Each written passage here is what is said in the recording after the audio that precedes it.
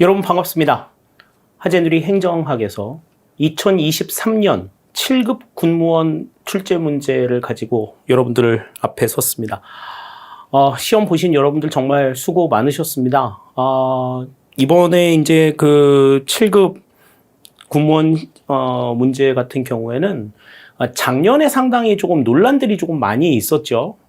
작년에 뭐 출제, 문제가 오류도 좀 있었고, 물론 이제 국방부는 그 사실을 인정하지 않았습니다만은, 기본적인 내용들도 사실 조금 오류가 많았었고, 또, 야, 이런 게 군무원이랑 무슨 상관이 있어? 라고 생각할 수 있을 만큼 되게 얼토당토하는 문제들이 좀, 많이 출제가 돼서 여러분들을 상당히 조금, 혼란에 많이 빠뜨렸었는데, 물론, 자신들의 잘못을 스스로 막 인정하고 그것을 고치지는 않았지만, 여러분들의 원성이나 여러분들의 그 항의가 이들에게 아주 영향을 미치지 않았던 건 아니었던 것 같습니다.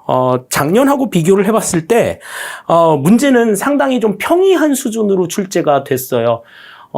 특정 분야에서 이렇게 지나치게 문제가 많이 출제가 되는 이 같은 오류도 좀 없었고, 그리고 난이도의 변별력을 위한 어떤 그 난이도의 배분에 있어서도 나름 조금 이상적인 모습을 보여준 것이 이번 이제 7급 행정학 문제였던 것 같습니다.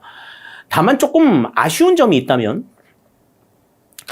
9급 시험에서도 9급 시험을 준비하는 학생들에게, 그러니까 9급 수준에서도 난이도 하급을 줄 수 있을 법한 너무나 기본적이고 쉬운 문제들을 출제하면서 변별력과는 전혀 상관이 없는 출제 문제가 한 2문제 정도 있었어요. 그래서 야, 이거는 좀 7급 수험생들에 대한 이건 예의가 아니지 않나 싶을 정도로 너무나도 좀 싱거운 문제가 좀 출제가 되면서 전체 문제는 25문제였지만 실제적으로 우리가 문제를 푸는 데는 그 점수에 영향을 줄 수 있는 문제는 한 22문제에서 23문제 정도밖에 안 되는, 한 2-3문제 정도는 아주 7급 수준에서는 감히 상상하기도 어려운 문제가 출제가 되면서 그런 부분들이 다소 조금 오게 튀기는 합니다만은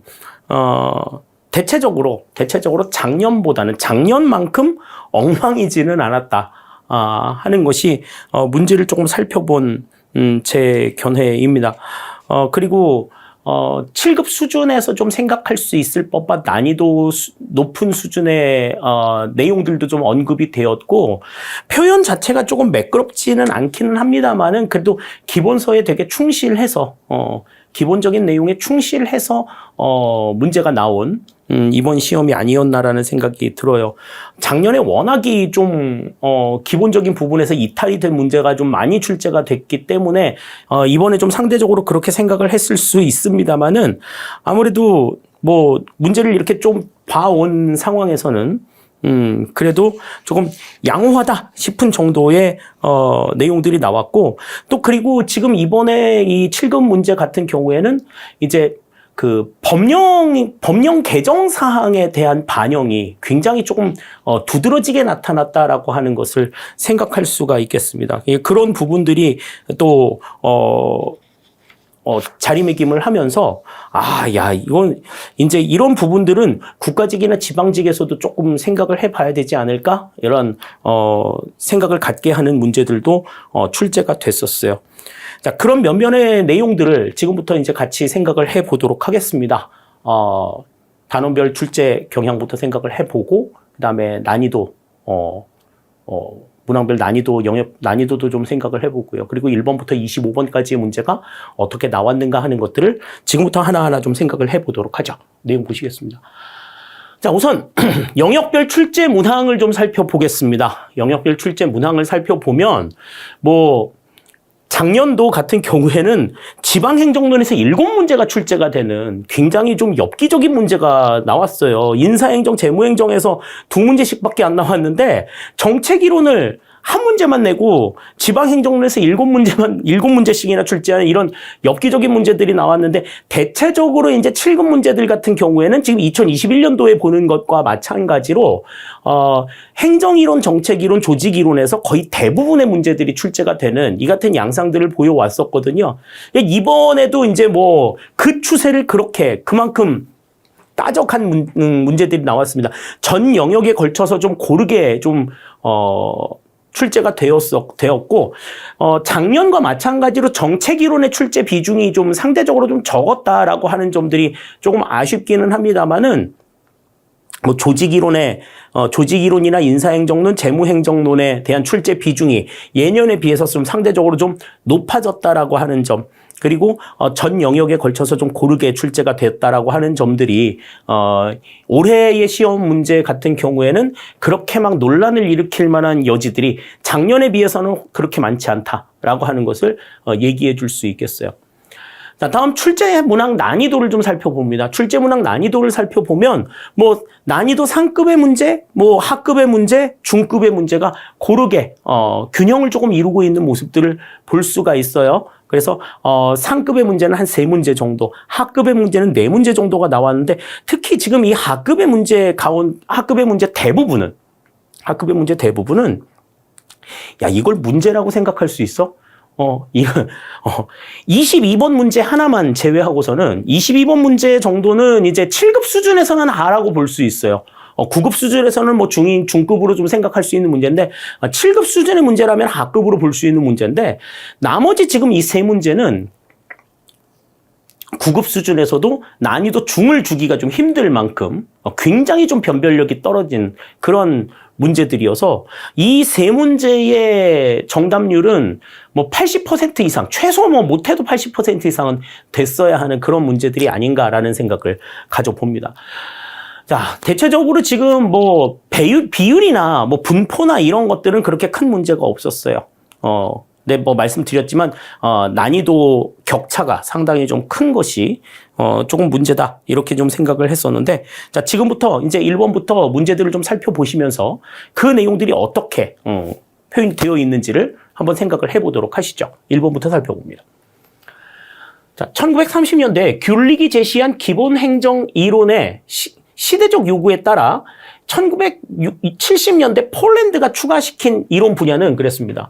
자, 1930년 귤릭이 제시한 기본 행정 이론이라고 하면 우리가 이제 뭘 생각할 수 있어요? 그냥 대표적으로 포스트 코브를 생각할 수 있단 말이지. 포스트 코브는 각각이 무엇을 의미하는가라고 하는 걸 잘 알아둬야 된다라고 말씀을 드렸죠? 자, 거기에 시대적 요구에 따라서 70년대 폴란드가 추가시킨 이론 분야를 지금 물어봤어요. 폴란드가 추가시킨 이론 분야, 추가했다라고 하는 건 없던 걸 새로 만든 거지.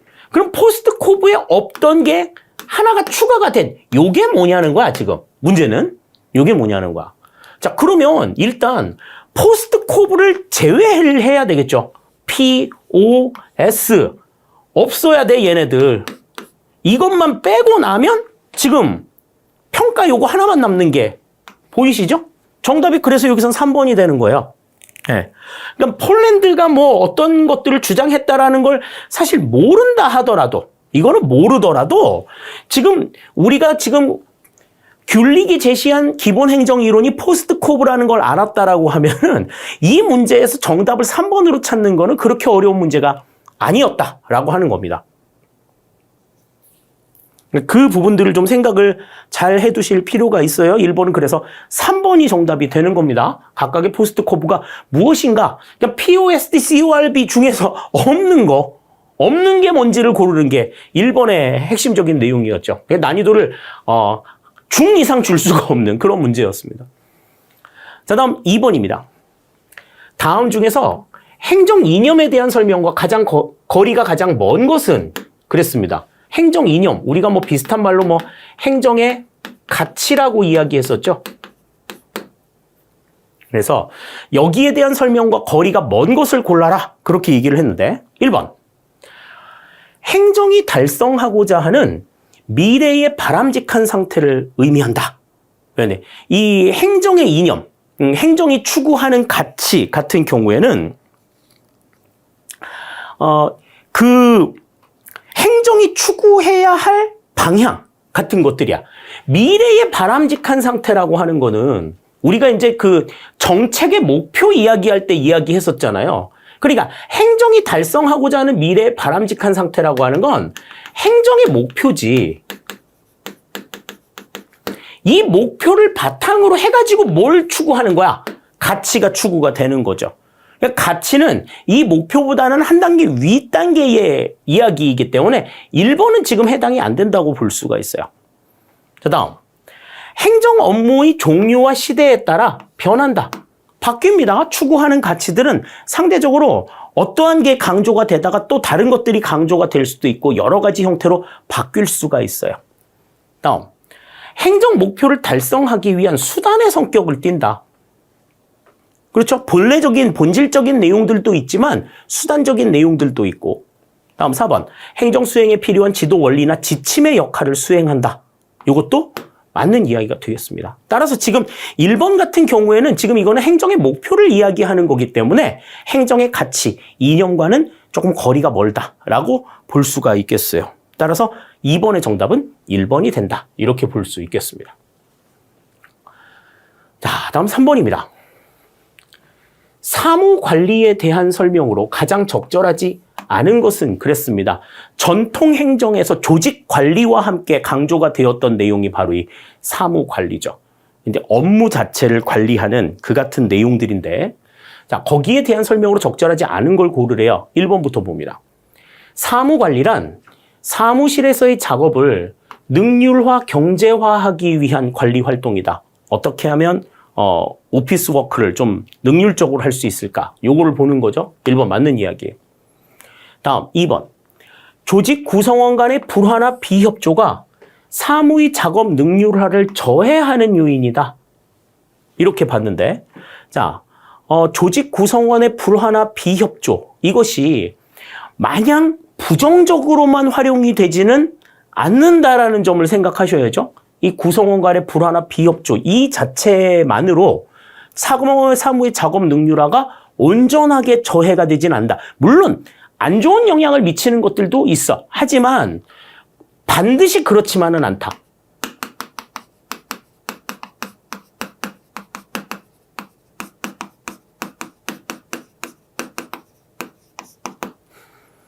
일개 다른 부서들과의 어떤 불화나 이런 대립이 오히려 일부 소수 그룹들의 단결을 이끌어낼 수 있는 긍정적인 요소들도 있다는 점을 생각을 하셔야 됩니다. 2번은 틀린 이야기가.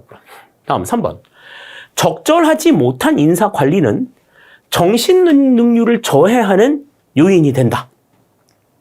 뭐 정신 능률이든 뭐 물리적인 어떤 업무의 능률이든 적절하지 못한 인사 관리는 여러 가지 측면에서 능률을 저해하는 이 같은 요인들이 될 수가 있죠. 다음 4번. 적재적소의 인력을 배치하는 것은 균형 능률의 극대화를 위해 바람직하다. 맞는 이야기가 되겠습니다. 따라서 지금 3번에서는 지금 2번이 여기서는 좀 틀린 내용이 된다. 이렇게 볼 수가 있어요. 그러니까 작업 능률화를 저해하는, 반드시 저해하지만은 않는다.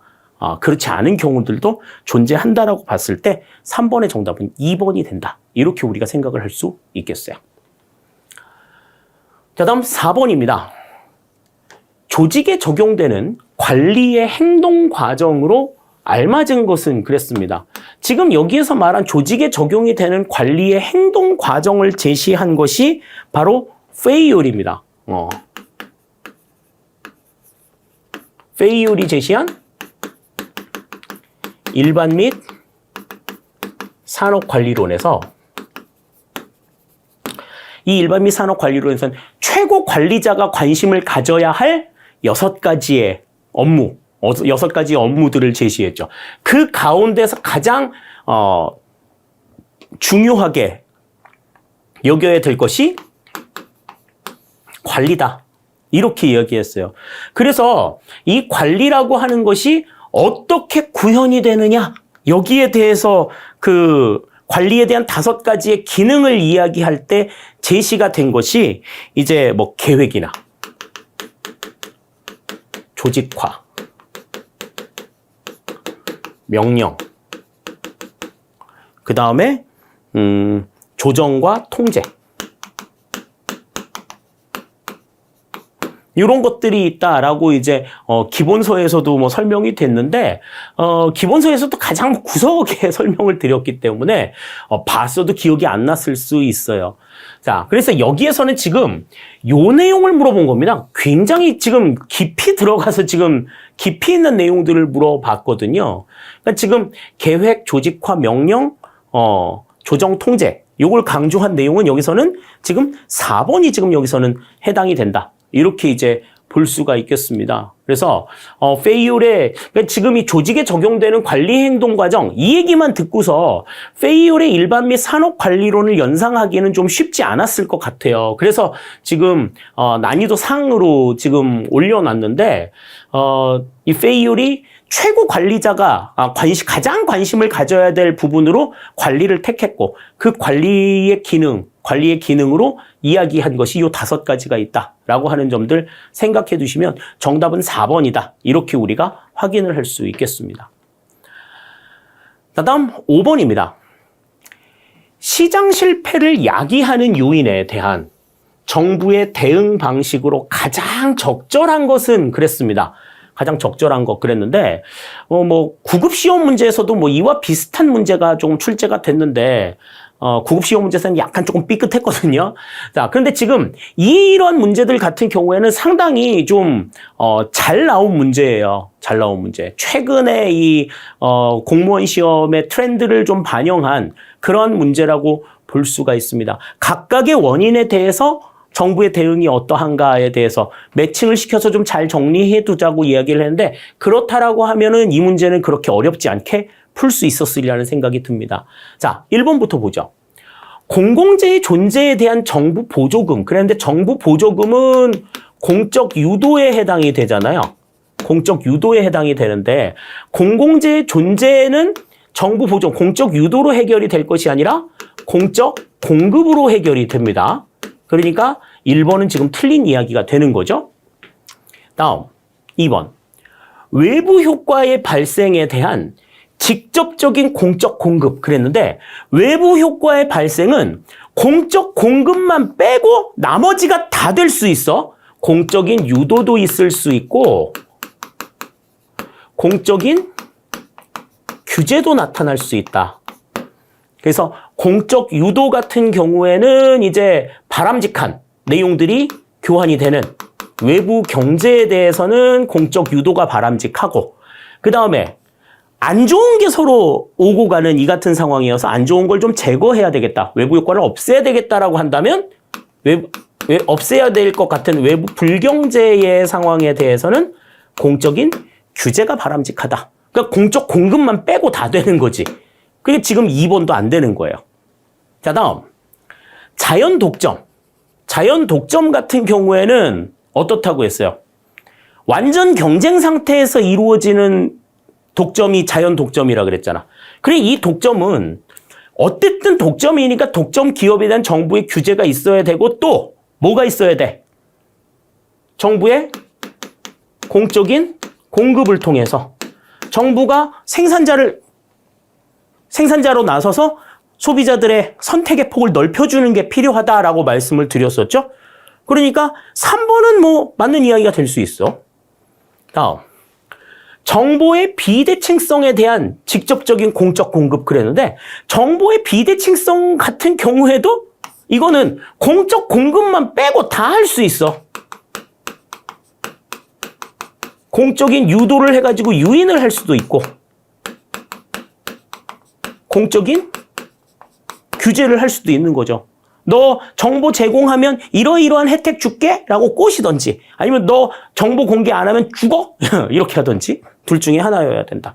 따라서 지금 여기서는 가장 적절한 걸 골라라 그러면 3번이 정답이 되는 걸 우리가 생각을 할 수가 있겠습니다. 그러니까 각각의 시장 실패 원인에 따라서 정부의 대응 방식이 어떻게 나타나는지에 대해서는 분명하게 좀 생각을 해보실 필요가 있어요. 이 문제 같은 경우에도 7급에서 보기는 그렇게 어려운 문제는 아니었어요. 오히려 지금 비슷한 문제가 이제 9급에서 출제가 됐었는데 9급에 출제가 된 문제가 오히려 더 7급 수준의 문제처럼 조금 혼동이 되게 나온 경우들이 있었거든요. 지금 5번 문제 같은 경우에는 뭐 그렇게 좀 무난한 문제이지 않았나라는 생각이 듭니다. 자, 5번 정답 3번이 되겠어요. 자, 다음 6번입니다. 정책 결정 모형에 대한 설명으로 가장 적절하지 않은 것은 그랬습니다. 정책 결정 모형은 정책 결정에 있어서 뭐 가장 두드러진, 가장 뭐 시험 문제 많이 나올 수 있는 내용이라고 말씀을 드렸었죠. 그래서 이 내용들을 좀 같이 좀 생각을 해보자. 그랬는데, 자, 1번부터 좀 살펴봅니다. 가장 적절하지 않은 걸 고르래. 합리 모형은 신제도주의에서 설명한 합리적 선택 모형과 맥을 같이 한다. 그랬는데, 신제도주의에서 설명한 합리적 선택 모형은 어떤 거라고 말씀을 드렸어요? 우리 공공선택론이라고 말씀을 드렸습니다. 공공선택론. 그러니까 개인의 이기적인 선택이 합리적이다. 자기 이익을 추구하는 그 같은 선택이 가장 합리적인 선택이 될 수 있다. 왜? 인간은 경제적인 관계에 의해 가지고 모든 것들을 결정할 수 있는 그런 합리적인 존재이기 때문이다라고 보는 거죠. 그러니까 여기서 보는 합리 모형도 마찬가지예요. 모든 대안들 가운데서 가장 적합한 대안들을 선택하는 이 같은 합리성을 강조하는 내용이니까 공공선택론과 맥을 같이 하는 그 같은 상황이라고 생각할 수 있겠습니다. 자, 다음 2번. 합리 모형은 완전한 정보를 가지고 효용 극대화의 논리에 따라 행동하는 경제인의 가정과 매우 유사하다. 그래서 지금 이 공공선택론하고 맥을 같이 한다고 볼 수 있는 거죠. 그러니까 합리 모형에서 봤던 인간의 개념은 경제인이다. 이것도 맞는 이야기가 됩니다. 다음 3번. 점증 모형은 실제의 결정 상황에 기초한 현실적이고 기술적인 모형이다. 그렇죠.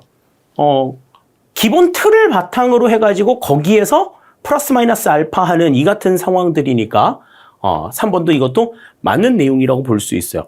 4번이 지금 틀렸다는 건데 이 4번의 문구는 우리가 기본서에서도 한번 본 적이 있어요. 근데 어딘가 뭔가 좀 특이점이 왔어.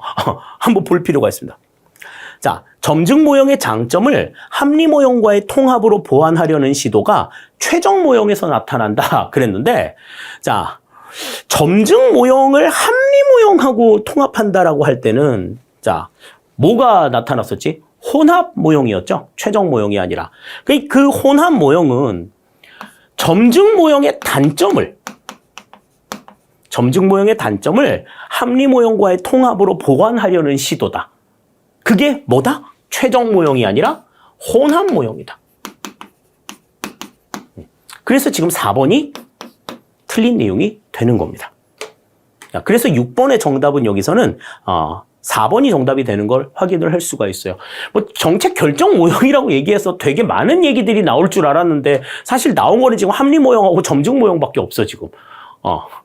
언급이 된 건. 근데 지금 이거는 4번의 내용은 혼합 모형에 대한 설명이다. 이렇게 보시면 되겠습니다. 자, 다음 7번입니다. 행정 이론 가운데 이제 난이도 상급으로 표시를 했는데요. 자, 세일러와 선스타인이 제시한 넛지 이론에 대한 넛지 이론과 가장 거리가 먼 것은 그랬습니다. 이 넛지 이론 같은 경우에는 이제 최근에 행정학에서 좀 강조가 되고 있는 내용이죠. 지금 여기서도 지금 뭐 얘기하지만 이 세일러와 선스타인 같은 경우에는 가장 대표적인 행동 경제학자인데 어떤 강압적이고 직접적인 지시나 명령에 의해 가지고 이 구성원들을 통제할 것이 아니라 간접적인 어떤 분위기 조성이나 이런 것들로 그 사람들을 자연스럽게 원하는 방향으로 유도하게끔 만드는 이러한 비권력적인 어떤 유도 방식, 이거를 이제 설명하는 내용이 이제 이 넛지 이론이에요. 뭐 그 넛지 이론과 관련된 내용들은 기본서에 이제 설명 보시면 이제 아실 수가 있겠는데, 자, 이 넛지 이론 같은 경우에는요. 모든 일이 잘못될 때 외적인 부분의 문제만 생각할 수가 없다. 내가 가지고 있는 내면의 문제들도 생각을 해야 된다라고 보는 그러한 입장들을 가지고 있어요. 자, 근데 거기에 대한 설명과 거리가 먼 걸 고르라고 지금 이야기를 하고 있습니다. 자, 1번부터 보시면 행동 경제학에서는 휴리스틱과 행동 편향에 따른 영향이 개인의 의사 결정과 선택에 영향을 미쳐 자신의 후생 손실을 초래하는 외부 효과가 행동적 시장 실패의 핵심 요소라고 본다. 그랬는데, 자, 여기서 말하는 휴리스틱이라고 하는 건 뭐냐면, 그냥 아무런 기준이나 생각 없이 그냥 마구잡이로 행동하는 이 같은 상황들이야. 그냥 딱 보고 그냥 아무런 생각 없이 그냥 주먹구구식으로 아무렇게나 그냥 행동하는 이러한 방식인 거죠. 또 행동 편향. 내가 그냥 어떠한 상황에서는 그냥 보통 이렇게 행동해. 그냥 습관적으로 행동하는. 저는요, 가끔 그렇게 욱하는 경향이 있거든요. 이런 거. 이게 이제 행동 편향인 거지. 그런 상황 때문에, 그런 상황에 따른 영향이 개인의 의사결정이나 선택에 영향을 미쳐서 자신의 후생 선택을 초래한다. 그러니까 여기에서 말하는 이 휴리스틱이나 행동 편향 같은 경우에는 개인 내부의 문제잖아요.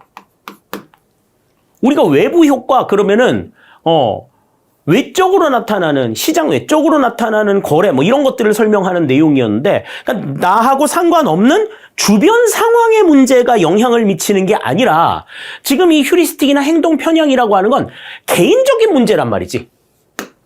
내 개인의 속성, 이 개인의 내부 문제로 인해 가지고 개인의 의사결정과 선택에 영향을 미쳐서 자신의 후생 손실을 초래하는 거다. 그러니까 우리 속담으로 보면은 그냥 자승자박. 그러니까 내 눈을 내가 찔렀네. 뭐 이런 거지. 이런 상황인 거야. 그런 효과를 우리는 내부 효과라고 이야기하지 않고 내부 효과라고 이야기를 합니다. 그러한 내부 효과가 행동적 시장 실패의 핵심 요소라고 본다. 이렇게 보는 거죠. 1번 바로 틀린 이야기가 됩니다. 그러니까 일반적인 시장 실패는 외부 효과에 의해서 나타난다고 보는데, 이 너치 이론에서 강조하는 시장 실패의 요인 중에는 개인의 내부 문제로 인해서 나타나는 내부 효과도 문제가 될 수 있다고 본다라는 거죠. 1번이 지금 틀린 내용입니다. 다음 2번. 너치란 어떤 선택을 금지하거나 경제적 요인을 크게 변화시키지 않으면서 예측 가능한 방향으로 사람들의 행동을 변화시키는 선택 설계의 제반 요소를 의미한다. 그러니까 금지하거나 경제적인 요인을 변화시키는 이 같은 상황이 아니라 그냥 구성원들에게 분위기를 딱 조성해가지고 그 원하는 방향으로 움직이게끔 만드는 이 같은 행위들을 이야기하는 거죠. 2번 맞는 이야기. 다음 3번. 전통 경제학에서는 명령 지시적 정부 규제나 경제적 요인을 정책 수단으로 활용하지만 너치는 기본적으로 간접적이고 유도적인 방식의 정부 개입 방식으로서 촉매적 정책 수단의 성격을 띠고 있다. 맞는 얘기입니다. 다음 4번. 너찌는 엄격하게 검증된 증거에 기반하여 정책을 선택하거나 결정하는 것을 강조한다. 그렇습니다. 그래서 너찌라고 하는 책이 한 10년 전쯤에 상당히 좀 베스트셀러가 됐던 적도 있고, 그런데 최근에 이제 행정 이론에서 조금 관심을 가지고 있는 분야이기도 합니다. 예, 그런 점들 생각해 두시면 이제 이 너찌 이론에 대한 내용들도 좀 눈여겨보실 필요가 있겠죠? 7번의 정답은 그래서 1번이 정답이 된다. 이렇게 우리 생각할 수 있겠습니다. 자, 다음 8번입니다. 자, 8번 보시면 이제 지방교부세에 대한 내용이 나왔어요. 지방교부세는 이제 그 종류가 무엇이냐 하는 것들을 잘 알아둬야 되고, 그리고 그 지방교부세의 재원이 어떻게 해서 형성이 되는가 하는 것에 대해서 알아둬야 된다 그랬는데, 거기에 대한 설명으로 가장 거리가 먼 걸 골라라 그랬습니다. 자, 1번부터 보죠. 지방교부세의 종류는 보통교부세, 특별교부세, 부동산교부세 및 소방안전교부세로 구분한다. 이 네 가지가 있다는 건 우리가 너무나 잘 알고 있죠? 1번 맞는 이야기예요. 다음 2번. 보통교부세는 해마다 기준 재정 수입액이 기준 재정 수요액에 못 미치는, 그러니까 이 상황은 지금 우리 뭐였어? 그때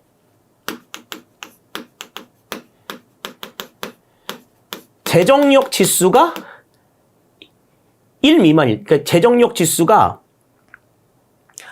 1 미만인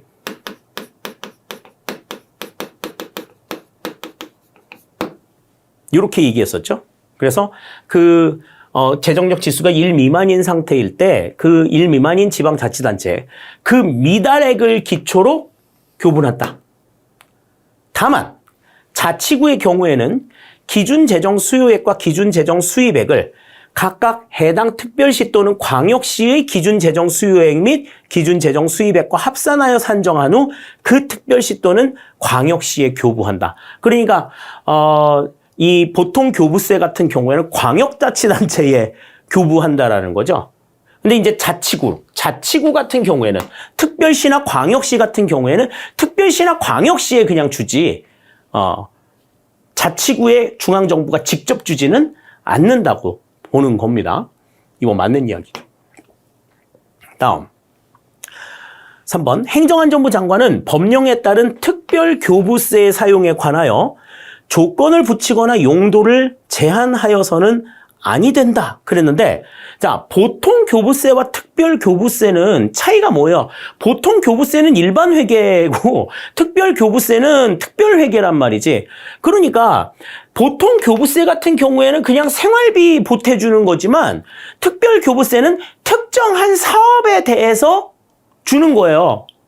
필요한 거. 엄마 나 학원 등록해야 되는데 학원비 좀 보태주세요. 이렇게 얘기할 때. 그러면 엄마가 학원비 좀, 야, 학원비에 보탰어. 그러면 그 돈을 어디에다만 써야 돼? 학원비에다만 써야 돼. 그거 가지고서 당구 치고 클럽 가고 그러면 안 된다고.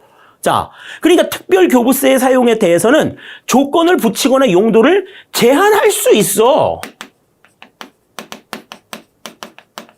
조건을 붙이거나 용도를 제한할 수 없는 거는 보통 교부세가 그렇고 특별 교부세는 조건이나 용도를 제한할 수 있습니다. 그러니까 지금 3번은 틀린 이야기가 되는 거죠. 다음 4번.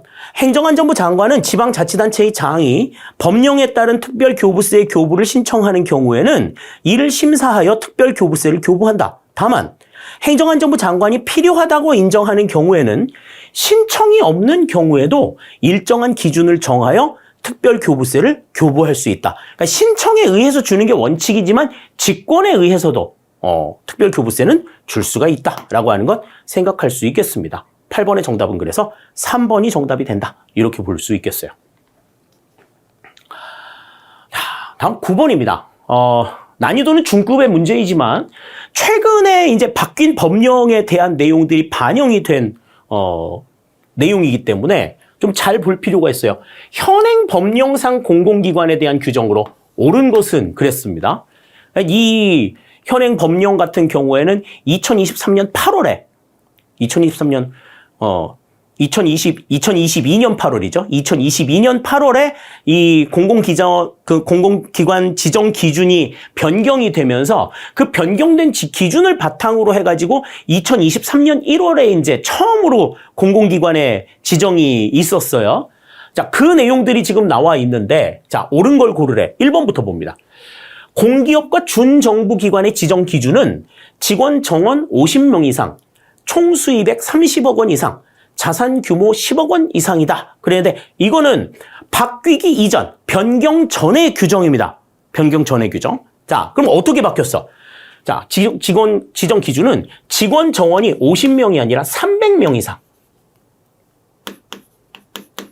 다음, 총 수입액은 30억 원이 아니라 200억 원 이상. 다음, 자산 규모는 30억 원이 아니라 10억 원이 아니라 30억 원 이상.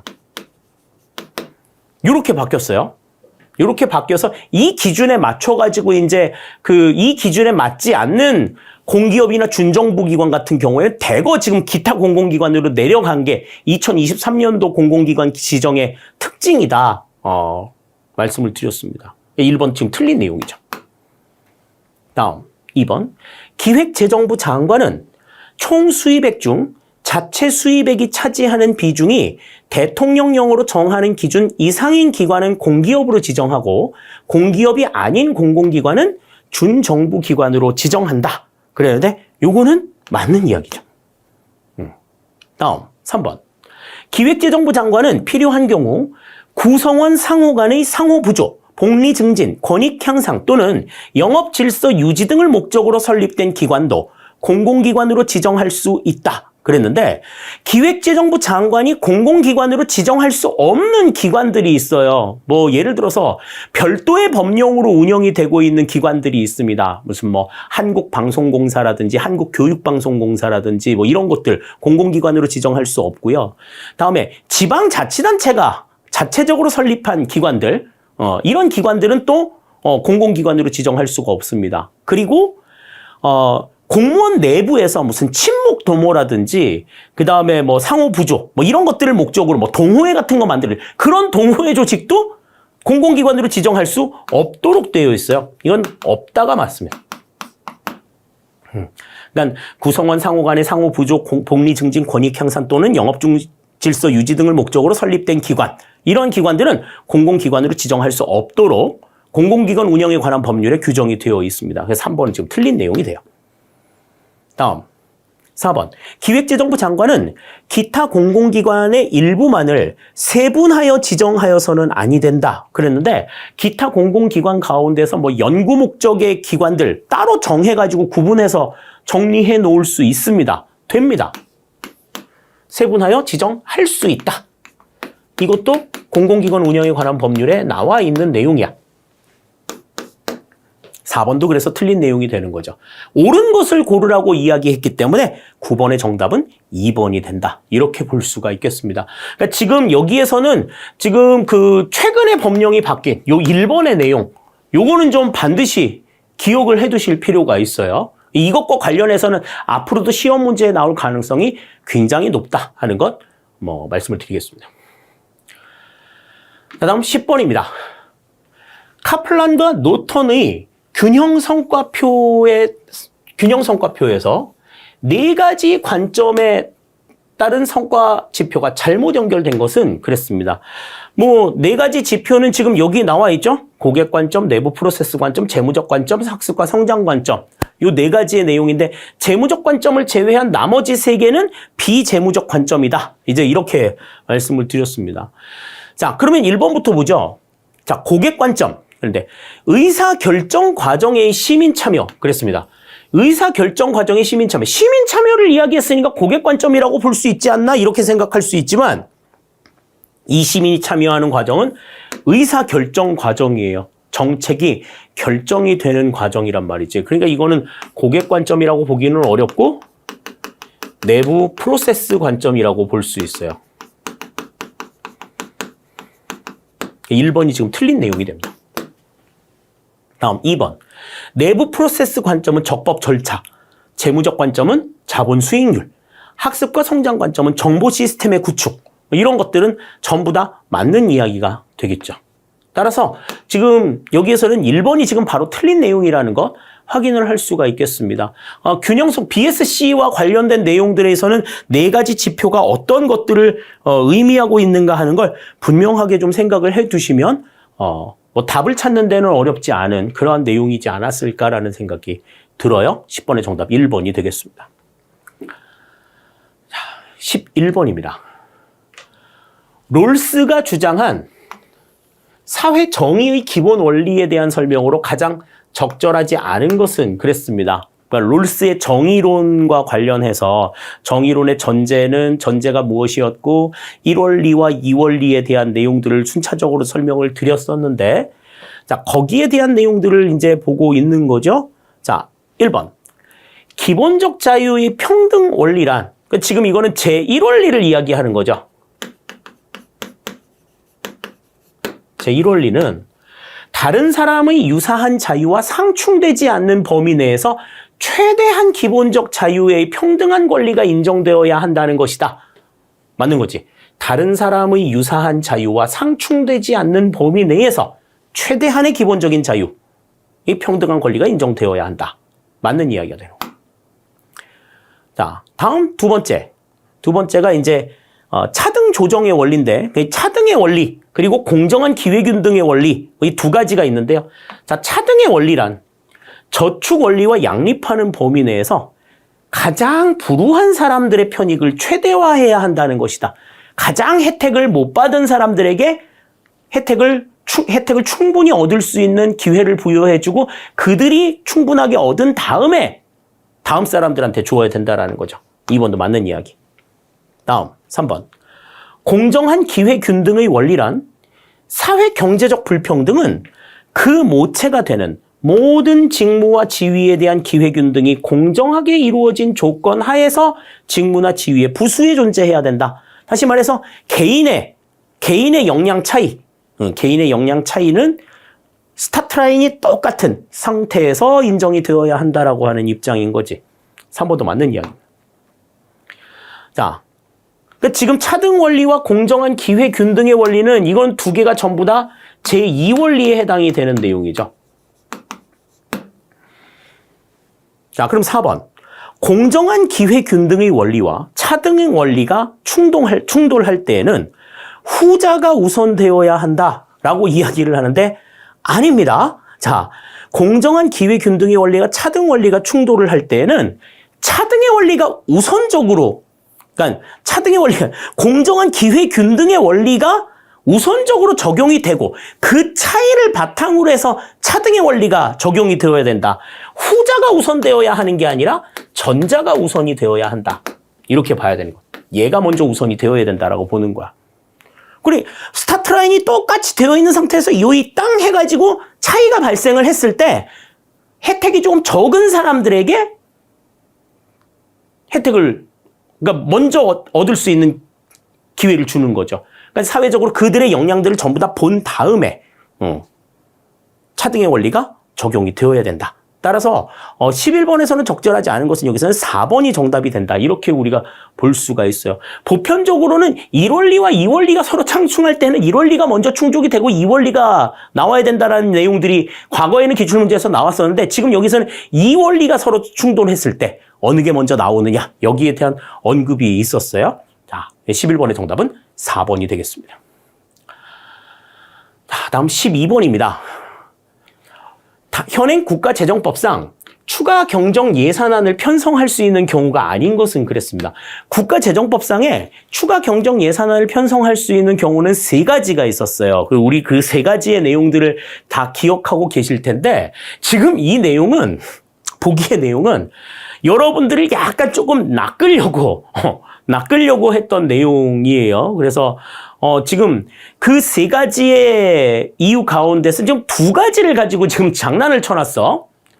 자, 전쟁이나 대규모 재해, 그러니까 재난 및 안전관리기본법상 자연재난과 사회재난에 따른 피해가 발생한 경우, 그리고 2번은 발생할 우려가 있는 경우. 그러니까 발생할 우려가 있는 경우는 아직 발생은 하지 않았어. 근데 발생할 것 같아. 이런 상황에서는 어떻게 되느냐 하는 거죠.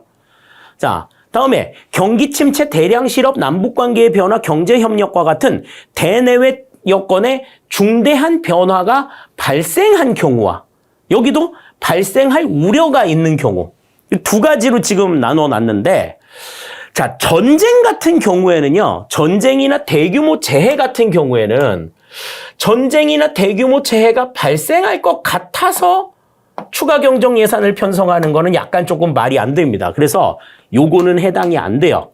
요거는 해당이 안 되는데 이 대내외 여건의 중대한 경우가 발생하는 거, 발생할 거나 발생할 우려가 있는 경우 2가지를 전부 다 포함을 하고 있어요. 그렇기 때문에 지금 1번, 3번, 4번은 다 맞는 내용인데 2번은 지금 해당이 안 된다. 이렇게 이제 볼 수가 있습니다. 자, 그러면 하나 더 있었지.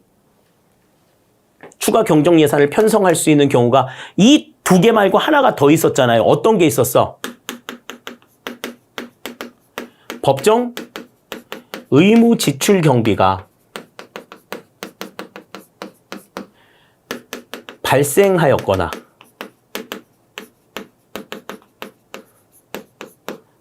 발생할 우려가 있을 때, 이건 발생할 우려가 있을 때가 아니라 증가하였을 경우.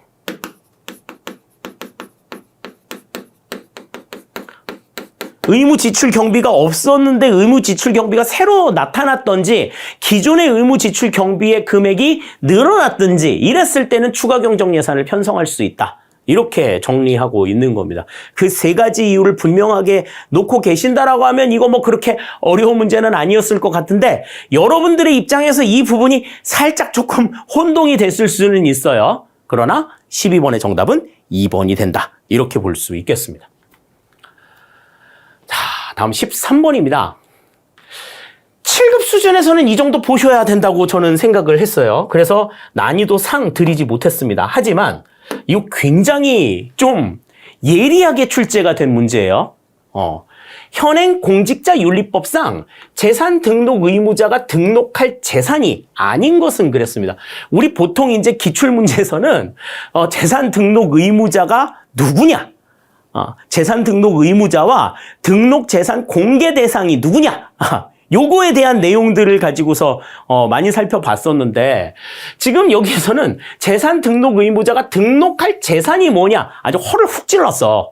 허를 훅 찔렀어. 자, 그래서 지금 뭐 부동산에 관한 소유권, 지상권 및 전세권, 소유자별 합계액 1,000만 원 이상의 가상화폐, 품목달 500만 원 이상의 골동품 및 예술품, 소유자별 연간 1,000만 원 이상의 소득이 있는 지적재산권. 그랬는데 이제 여러분들이 그냥 여기서는 이 내용을 공직자윤리법을 제대로 안 봤다는 가정 아래 안 봤다면 법에 아직 법적인 규정이 없는 게 뭘까를 생각해 보시면 답이 조금 보였을 수 있어요. 자, 부동산에 관한 권리, 가상화폐, 골동품이나 예술품, 지적재산권 중에서 자, 가상화폐에 대한 규정은 아직 없습니다. 가상화폐에 관한 규정은 아직 없는데 관련 법이 얼마 전에 바뀌었죠? 모 국회의원이 가상화폐를 가지고서 뭐 큰 시세 차익을 얻었다라는 의혹 때문에 지금 소속 정당에서도 탈당하고 막 그러면서 막 이슈가 막 나오면서 관련 법령이 바뀌었어요. 관련 법령이 바뀌어서 이 법령은 2024년 7월 19일부터 적용이 됩니다.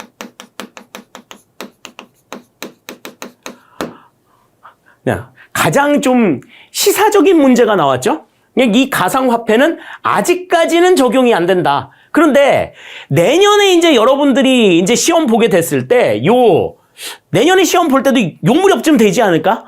요 날짜 지나게 되면은 이제 이 가상화폐도 이제 대상이 될 수 있다라는 거죠. 그 점들을 좀 생각하실 필요가 있다는 거예요. 2번이 그래서 여기서는 정답이 된다. 아직은 등록할 대상에 가상화폐는 포함이 되지 않는다.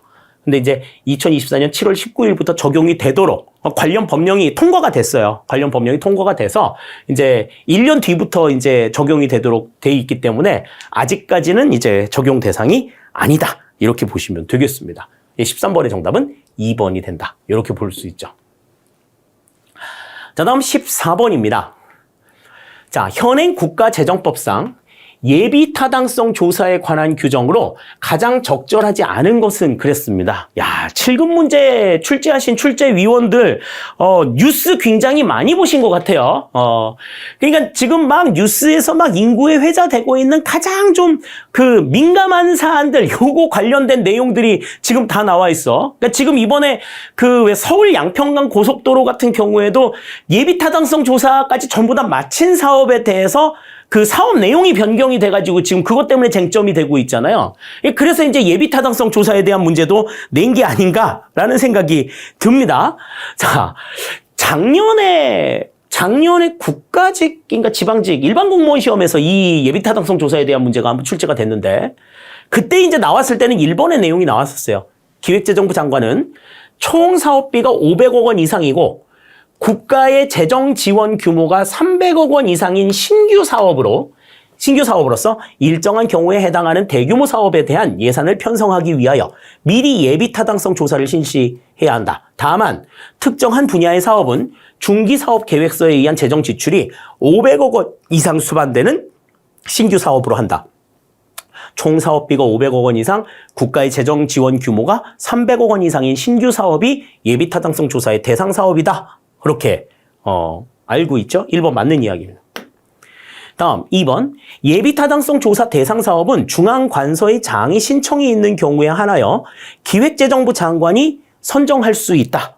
그랬는데 이 예비 타당성 조사의 사업은 일단 중앙관서의 장이 신청이 있으면 신청하에 이 기획재정부 장관이 선정을 하는 게 원칙입니다. 그런데 중앙관서의 장이 신청이 있는 경우에 안 하여 그랬으니까 이거는 중앙관서의 장이 신청해야지만 기획재정부 장관이 신청할 수 있다. 이렇게 될 수 있는데 이거는 중앙관서의 장의 신청이 원칙이고요. 경우에 따라서는 기재부 장관이 직권으로 선정을 할 수 있어요. 그러니까 중앙관서의 장의 신청이 있는 경우에 한하여라고 되어 있는 이 말은 틀린 말이 되는 거죠. 2번이 그래서 여기서는 틀린 이야기가 되는 겁니다. 다음 3번. 기획재정부 장관은 국회가 그 의결로 요구하는 사업에 대하여는 예비타당성 조사를 실시하여야 한다. 국회가 의결해서 요구하는 사업에 대해서는 실시를 해야 되는 거죠. 다음 4번. 기획재정부 장관은 일정한 국가 연구 개발 사업에 대한 예비 타당성 조사에 관해서는 대통령령으로 정하는 바에 따라 과학기술정보통신부 장관에게 위탁할 수 있다. 국가 연구 개발 사업. 우리 그냥 R&D 사업이라고 이야기하죠. 근데 뭐 무슨 여러 가지 무슨 뭐 요즘에 지금 굉장히 강조되고 있는 우리나라 정부에서 강조되는 게 이제 항공 우주 관련된 내용들이잖아요. 이런 것들은 이제 과학기술정보통신부 장관한테 위탁을 할 수 있다라는 거죠. 4번도 맞는 이야기가 되겠습니다. 그래서 14번의 정답은 옳지 않은 것 골라라 그랬으니까 2번이 여기선 틀린 내용이 된다. 이렇게 볼 수 있겠네요. 자, 다음 15번입니다. 아찔하시죠? 여러분들 만약에 시험장에서 이 문제를 보셨다라고 하면 굉장히 당황하셨을 수 있습니다. 문제가 너무 어려워도 이제 당황하지만 문제가 너무 쉬워도 당황해요. 사바스가 구분한 공공서비스 유형 중에서 비경합성과 비배타성 모두 가진 것은 그랬습니다. 비경합성과 비배제성을 모두 가졌다. 그러니까 경합성도 없고 배제성도 없는 거야. 그거를 경합성과 배제성을 모두 가진 것은 이렇게 얘기한 것과 비경합성과 비배제성을 모두 가진 것은 이렇게 얘기하는 거는 근원적으로 다르죠. 그러니까 비경합성과 비배제성을 모두 가진 것은 그랬다는 얘기는 경합성도 없고 배제성도 없다는 거야. 그건 뭐예요? 집합제지. 4번이 그래서 정답이 되는 거죠. 기본 내용에서 이거 설명드리면서 제가 그 말씀 드렸어요.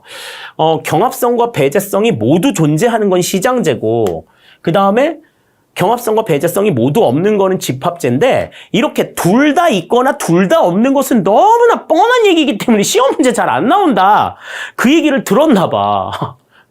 그래서 지금 문제를 낸 거죠. 대체적으로 문제가 나오면 요금제나 공유제를 가지고 문제가 나오는데, 좀 너무하십니다. 진짜 9급 시험도 아니고 7급 시험에 이런 문제를 내셨다고요? 문제 내기 좀 싫으셨던 거 아닌가라는 생각이 들 정도로 이거 어떡하지? 이 문제 맨 처음에 보고 나서 저는 이거 9급 문제 아니야? 이렇게 내 9급 문제를 풀고 있었나? 라는 생각을 했을 정도로 난이도 완전 하급의 문제입니다. 이거 헷갈리셨으면 곤란해 이거. 또 모두 가진 것이라고 얘기했으니까 만약에 잘못 썼어도 1번 잘못 쓴 건 내 인정할 수 있어. 근데 2번, 3번 썼다. 이거는 공부 안 한 겁니다. 이거는 아예 그냥 책 떠들어도 안 본 거야. 이거는 어느 정도 조금 관심 있게 보셨다라고 하면 이걸 틀릴 수가 없는 문제죠. 15번의 정답 4번이 되겠습니다. 자, 다음 16번입니다. 이것도 조금 재미있는 문제예요. 2023년 현재 조세를 실제로 부담하는 사람과 우리 이제 담세자라고 얘기하죠. 이런 사람을 직접 납부하는 사람, 이를 직접 납부하는 사람, 그러니까 납세자라고 해요. 서로 다른 세금을 우리가 간접세라고 이야기를 합니다. 간접세. 이 간접세는 이제 국세 기준에서 이야기를 하는데 간접세를 포함하고 있는 국세의 종목은 모두 몇 개인가 그랬습니다. 그러니까 일단 우리는 여기에서 국세를 찾는 게 목적이야. 국세를 일단 찾는 게 1차적인 내용이에요. 그러면 지방세를 긁어내셔야 됩니다. 6개의 내용 가운데서. 자, 그러면 자동차세, 지방세죠. 없애야 돼. 부가가치세는 국세입니다. 있어야 되고. 담배 소비세, 지방세입니다. 주세, 국세죠. 개별 소비세, 국세예요. 종합부동산세, 국세입니다.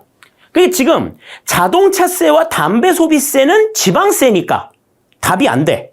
답이 안 되고, 지금 답이 되려고 하면 이 4개 가운데서 답이 돼야 되니까 지금 1, 2, 3, 4번이 전부 다 답의 리스트가 있는데, 이 가운데서 지금 찾는 건 국세 가운데서 간접세를 찾는 거예요. 간접세. 납세자와 담세자가 다른 간접세를 찾는 거죠. 자, 그러면 4개의 내용 가운데서 봅시다. 개별 소비세 같은 경우에는 소비자가 세금을 부담하고 납세는 누가 해? 공급자가 냅니다. 부가가치세도 소비자가 내고 납부는 공급자가 하죠. 주세 역시도 술을 구매하는 사람, 구매자가 세금을 내고 판매자가 세금을 냅니다. 세금을 납부를 합니다. 그러니 전부 다 지금 이 니은과 리을과 미음은 전부 다 실제로 부담하는 사람과 납부를 하는 사람이 서로 달라요. 간접세입니다. 그런데 종합부동산세는 직접세에 해당이 돼요. 세금을 납부하는 사람과 부담하는 사람이 동일한 직접세에 해당이 되기 때문에 지금 이 종합부동산세는 문제의 정답에 해당이 되지 않는다. 문제의 정답에 해당이 되지 않고 문제의 정답에 해당이 되는 것은 부가가치세, 주세, 그리고 개별 소비세. 이렇게 3가지가 된다. 이렇게 우리가 볼 수 있어요. 따라서 지금 정답은 여기서는 3개가 정답이 됩니다. 그래서 3번이 정답이 돼요. 7급 문제 같은 경우에는 간혹 가다가 이렇게 개수를 물어보는 문제들이 나옵니다. 개수를 물어보는 문제들이 나오는데 3개라고 하더라도 어떤 게 3개인지를 분명하게 아셔야 돼요. 그런 점에서 문제를 조금 이해해 두시면 좋을 것 같습니다. 16번의 정답은 3번이 된다. 이렇게 우리 볼 수 있겠네요. 자, 다음 17번입니다.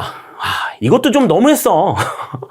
이것도 좀 너무한 문제예요. 자, 로그롤링이나 포크배럴과 같은 정치적 현상이 나타나기 쉬운 정책 유형에 가장 가까운 것은 그랬어요. 자, 이 로그롤링이나 포크배럴은 우리가 이제 정책의 유형을 설명하면서 어떤 정책에서 나타나는 부작용이다라고 말씀을 드렸었죠. 자, 뭐예요? 분배 정책입니다. 이거는 뭐 말을 설명할 것도 없어. 이거는 분배 정책에 대한 내용이에요. 1번이 여기서는 바로 정답이 됩니다. 규제 정책, 재분배 정책, 상징 정책, 이거는 따질 수도 없어. 이제 9급 시험 문제에서 그 로위의 정책 유형 이야기하면서 상징 정책 이야기 해가지고 지금 문제에 오류가 난 게 지금 있는데, 아마도 지금 출제하시는 출제위원은 일관되게 지금 이렇게 로그롤링이나 포크배럴을 이야기하면서도 상징 정책을 예로 쓰는 걸 보면 혹시 모르는데 상징 정책과 구성 정책을 혼동하고 계시는 게 아닌가라는 생각이 살짝 듭니다. 약간 합리적인 의심이 들어요.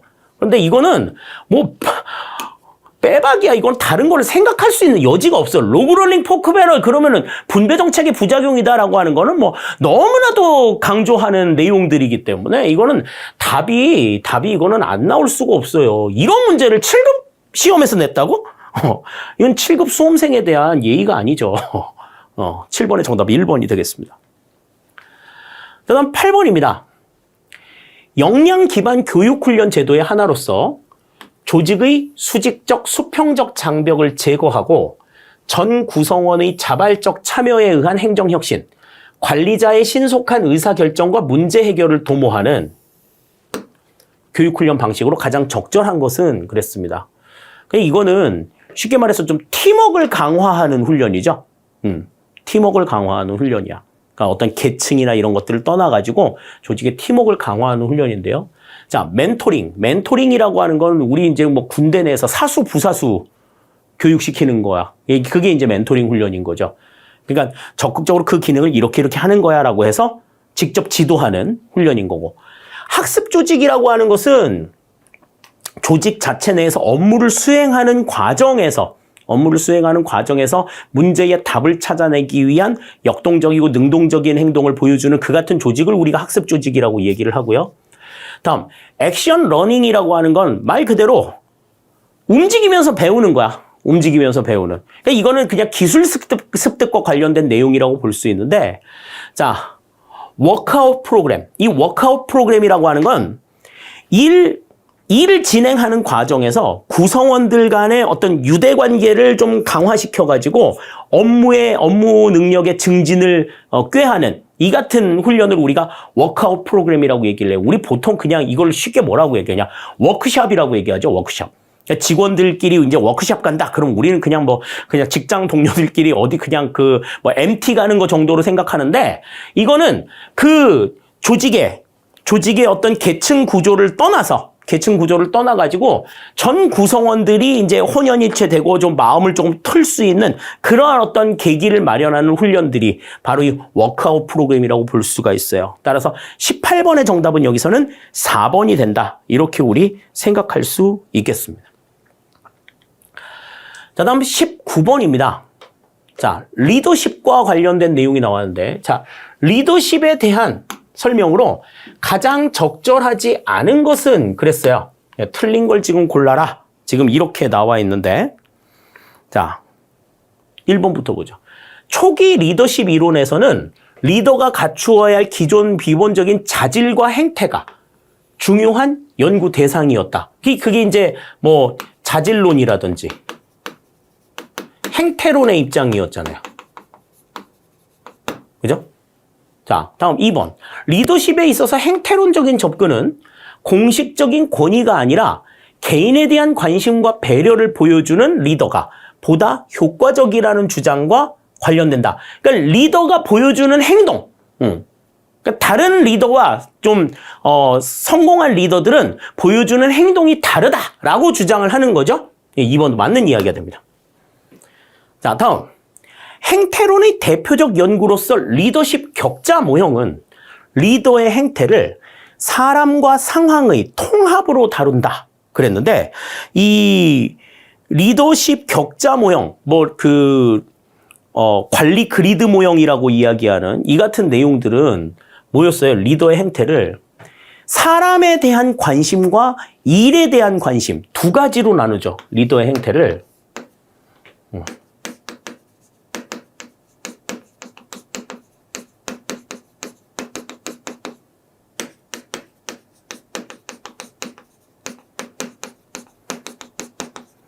두 가지로 나눈다. 자, 사람과 상황의 통합으로 나눈다. 자, 일단 행태로는 상황은 관심의 대상이 아니야. 외부의 요소는 중요하게 생각을 하지 않습니다. 자, 그런데 이 사람과 상황의 통합, 이걸 강조하는 모형, 우리가 이제 통합 리더십 모형이라고 얘기를 해요. 이거는.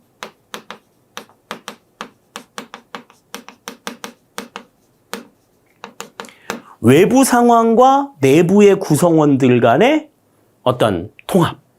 이것들을 이끌어내는 게 이제 통합 리더십 모형이고, 리더십 격자 모형은 사람에 대한 관심과 일에 대한 관심 두 가지를 특징으로 한다. 3번은 여기서는 틀린 내용이 되는 겁니다.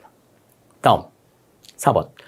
리더십 효과는 리더와 구성원 관계, 과업 구조, 그리고 리더의 직위에서 나오는 권력에 의존한다는 것이 상황론이다. 이 상황론을 제시한 사람이 누구였어?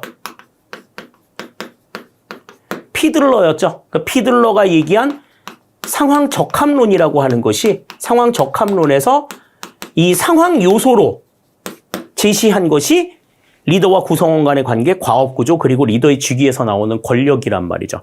여기에 따라서 과업 지향형 리더와 인간관계 지향의 리더가 구분이 된다라고 하는 것 설명할 수가 있겠습니다. 따라서 옳지 않은 것은 여기서는 3번이 정답이 된다. 이렇게 볼 수가 있겠어요. 자, 다음 20번입니다. 다음 중 현재 그 설치와 직무 범위를 법률로 정하고 있는 우리나라의 기관은 어느 것인가 그랬는데, 자, 설치와 직무 범위를 법률로 정하고 있는 우리나라의 중앙행정기관은 대부분 위원회예요. 방송통신위원회가 있고요. 다음 국민권익위원회가 있고, 다음에 공정거래위원회,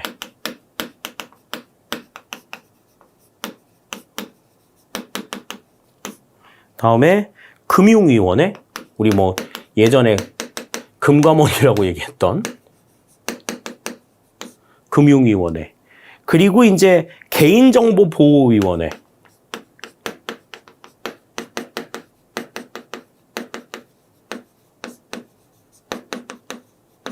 다음에 원자력안전위원회가 있습니다.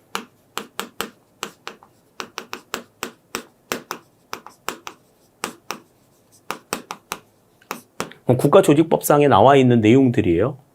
그래서 지금 요 중앙행정기관에 해당이 되는 것, 일단 뭐 법률로 정하고 있는 중앙행정기관, 그런데 지금 이 중앙행정기관에 속하고 있는 게 뭔지를 이제 찾아보시면 이제 알 수가 있겠죠. 이 가운데서 이제 그 설치와 직무 범위를 법률로 정하고 있는 것은 여기서는 개인정보보호위원회가 해당이 된다. 정답이 3번입니다. 잘못 나왔네요. 네. 정답이 3번이 되겠습니다. 개인정보보호위원회가 직무와 설치를 법률로 정하고 있는 행정기관이다 라고 하는 것 생각을 해두시면 되겠어요. 자, 다음 21번입니다. 21번은 영기준 예산제도에 대한 내용이 나왔어요.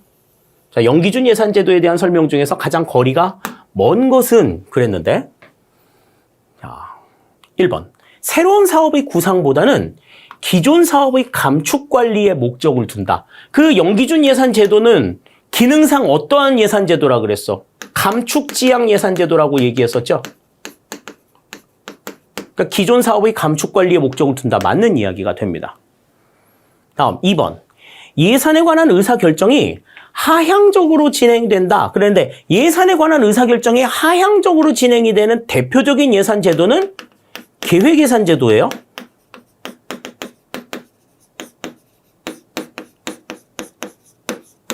영기준 예산제도 같은 경우에는 예산에 관한 의사결정이 상향적으로 이루어져요.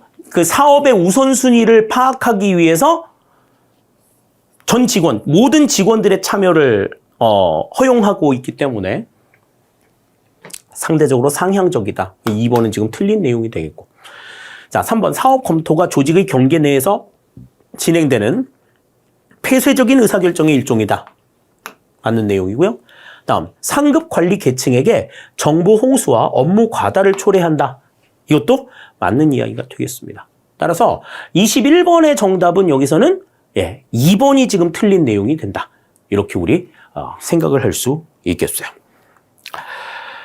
자, 다음 22번입니다.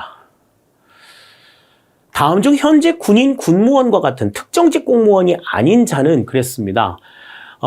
2019년도에 그 군무원 시험이 이제 2번 있었거든요. 그때는 이제 문제가 공개가 되기 전이라 7급 시험 문제는 확인을 할 수가 없었는데 9급 시험 문제에서 군무원과 관련된 문제가 나온 적이 있어요.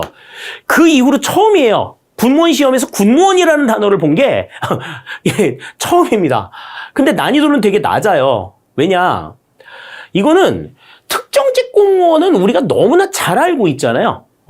특정직 공무원은 특정한 분야에 근무하는 공무원이야. 그래서 법원에서 근무하는 법무공무원이나 뭐 소방서에서 근무하는 소방공무원, 그다음에 경찰 공무원, 그다음에 학교에서 공부하는 교육 공무원, 그리고 이제 군공무원, 뭐 이런 대표적인 사항들이 있죠.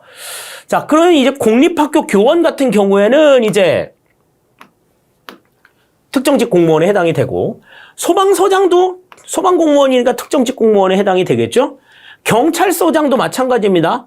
해당이 되는데, 검찰청 검찰 사무관은 말 그대로 사무관이에요. 이 사무관은 특정직 공무원이 아니라 일반직 공무원에 해당이 됩니다. 따라서 22번의 정답은 여기서는 4번이 정답이 돼요. 지금 여기에서 특정직 공무원을 찾지 못하는 문제는 찾지 못하는 상황은 벌어지기가 조금 쉽지 않다라고 하는 점을 생각한다면 22번 굉장히 좀 쉽게 풀 수 있었으리라는 생각이 들어요. 네, 정답은 4번이 되겠습니다. 다음 23번입니다. 다음 중 지방자치단체의 집행기관인 소속행정기관에 속하지 않는 것은 그랬습니다. 자, 소속행정기관에 속하는 것은 여러 가지가 있었죠. 우리도 뭐 한 5가지 정도 이야기했었어요. 기본서에서도 쭉 나와 있었는데 일단 나와 있는 게 이제 직속기관이 있고요. 직속기관, 그 다음에 사업소, 그 다음 출장소, 다음에 합의제 행정기관,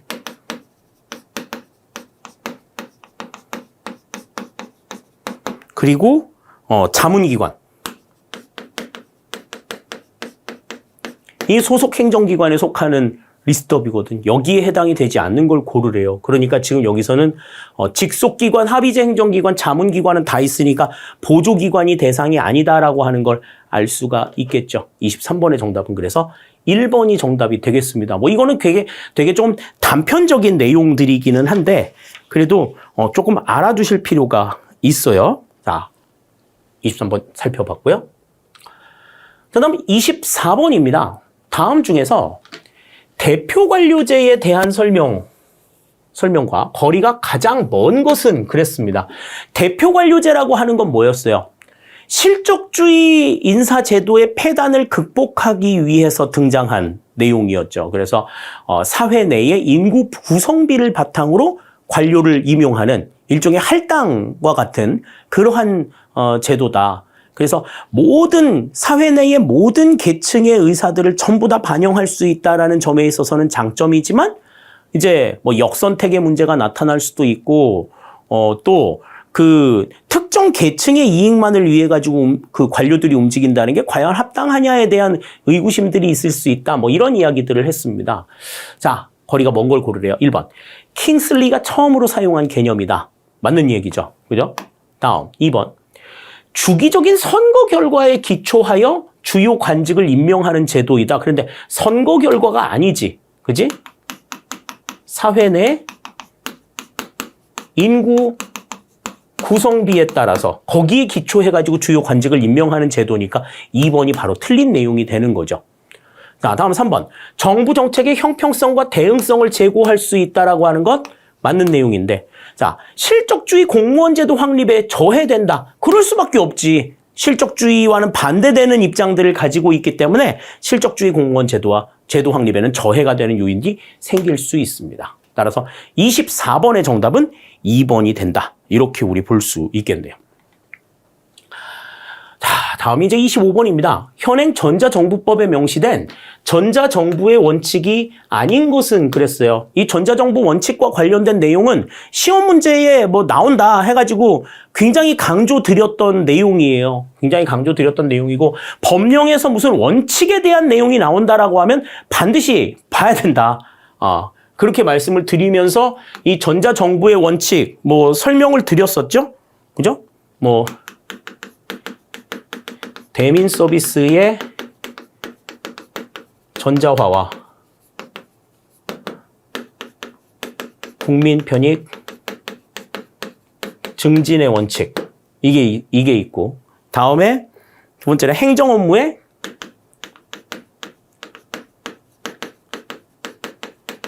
생산성, 효율성 향상. 이제 두 번째 내용이고. 세 번째는 정보 시스템의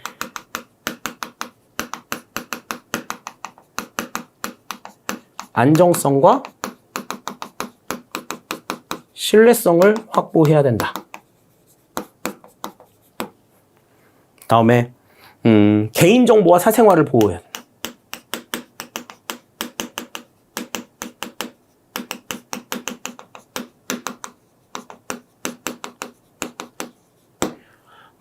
다음에 행정정보의 공개 및 공동이용.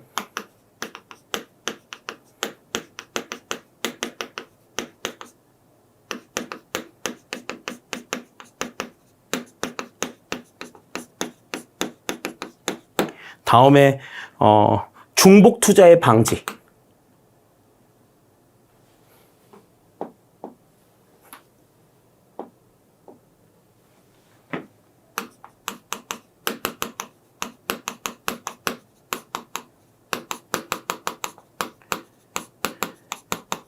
중복 투자의 방지와 상호 운용성 증진.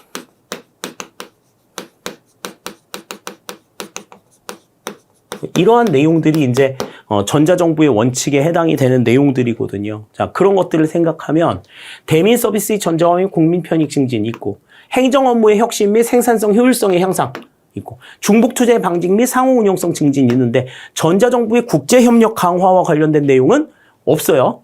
물론 전자정부와 관련해가지고 국제협력하면 좋겠지만 그와 관련된 내용이 전자정부의 원칙에 명시가 되어 있지는 않다. 따라서 25번의 정답은 4번이 된다. 이렇게 우리 생각할 수가 있겠습니다. 자, 이렇게 해서 이제 우리 7급 군무원 행정학 시험 문제 처음부터 끝까지 내용들을 전부 다 살펴봤습니다. 문제는 무난했어요. 문제는 무난했고, 그리고 간혹 가다가 이제 조금 그 7급 수준에 맞는 잠번치들도 있었지만, 그 못지않게 정말 이걸 7급 문제에 내야 돼? 라고 생각해야 될 정도로 난이도의 격차가 너무 좀 심했다라고 하는 점은 다소 조금 아쉬운 점이 아닌가라는 생각이 들어요. 하지만 작년처럼 막 이렇게 얼토당토않게 무슨 뭐 도시행정과 관련된 문제가 나온다든지 이렇게 일반적인 내용을 벗어난 문제는 출제가 되지 않았다라는 점에서 그래도 상당히 좀 이전보다는 좀 개선이 된 나은 문제가 되었다라는 생각이 듭니다. 그리고 또 하나 좀 생각을 해봐야 될 것은 이제 개정된 법령에 대한 반영. 아까 그 공공기관 운영에 관한 법률이라든지 공직자윤리법에서 그 개정이 된 내용들, 앞으로 개정이 될 내용들, 이런 것들, 그러니까 최근에 이슈가 되고 있는 부분들에 대해서 굉장히 조금 민감하게 반응을 했다라고 하는 점은 앞으로 국가직 시험이나 지방직 시험에서도 이러한 부분들이 반영이 될 수 있을 것이라는 하나의 기대를 갖게 한다는 점에서 우리가 좀 주목할 만한 사항이라고 생각이 돼요. 그러니까 마냥 그냥 암기 위주로 공부했던 친구들 같은 경우에는 어떤 식으로 시험 문제가 나온다고 하더라도 대응을 하기가 쉽지 않습니다. 그리고 몇 번이나 강조를 드리지만 암기 위주로 공부한 친구들이 좀 난이도가 높다든지 지역적인 문제가 나왔을 때는 당할 확률들이 굉장히 많아요. 그러니까 좀 어떠한 형태로 문제가 나와도 그것들을 유연하게 대처할 수 있으려면 여러분들이 좀 그 내용들을, 행정학의 내용들을 좀 충분하게 이해하려고 하는 노력들이 조금 있어야 된다. 간혹 이제 커뮤니티나 이런 데에서 보면은 행정학 문제 진짜 너무 못같이 나왔어. 그러면서 굉장히 불만 섞인 얘기하는 친구들이 있는데 그 친구들은 여태까지 그냥 계속해서 그냥 밑줄 치고 암기하는 데만 익숙해 있지 않았었나 하는 그런, 자신들의 공부 패턴을 좀 반성할 필요가 있어요. 나는 정말 열심히 했는데 국가가 나를 인정해주지 않아. 이런 식으로, 한탄만 하실 일이 아니라 정말 그 내용을 정말 깊이 있게 알고 있는가.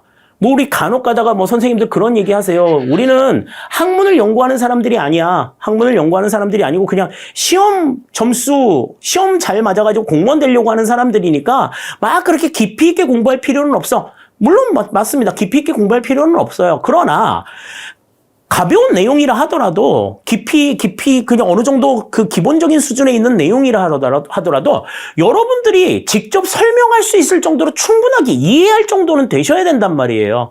그러지 않고서는 다양한 방식으로 나오는 여러 가지 문제들을 대응하기가 어렵다. 언제까지 출제자탄만 하고 언제까지 문제가 이상하게 나와가지고 떨어졌어. 출제자가 같아가지고 떨어졌어. 이런 한탄만 하실 거예요. 그런 사람들이 계속해서 문제 출제를 하고 있는 상황에서도 공무원 시험 붙는 사람들도 있단 말이지. 그런 데에 대응을 하시려고 하면 여러분들이 지금의 자세보다는 조금 더 깊이 있게 몰입하는 자세가 필요하다라고 하는 것들 말씀을 드리겠습니다. 이 문제에서도 이제 특히 지금 7급 군무원 행정학 문제 같은 경우에는 지금 최근의 이슈들을 좀 반영한 문제들이 굉장히 좀 순발력 있게 출제가 되어 온 것을 또 우리가 생각할 수 있기 때문에 앞으로 우리가 그냥 행정학 내용만 볼 것이 아니고 그러니까 주변의 뉴스들도 좀 봐가면서 좀 관심 있는 내용들을 조금 집중해서 볼 필요가 있다라고 하는 점들도 강조를 드리겠습니다. 자, 모쪼록 이제 여러분들에게 조금 도움이 되셨기를 바라요. 그리고 문제를 어떻게 봐야 할 것인가에 대한 그런 어떤 나름대로의 감도 찾아 나가실 수 있기를 당부를 드리겠습니다. 수업 마칩니다. 감사합니다.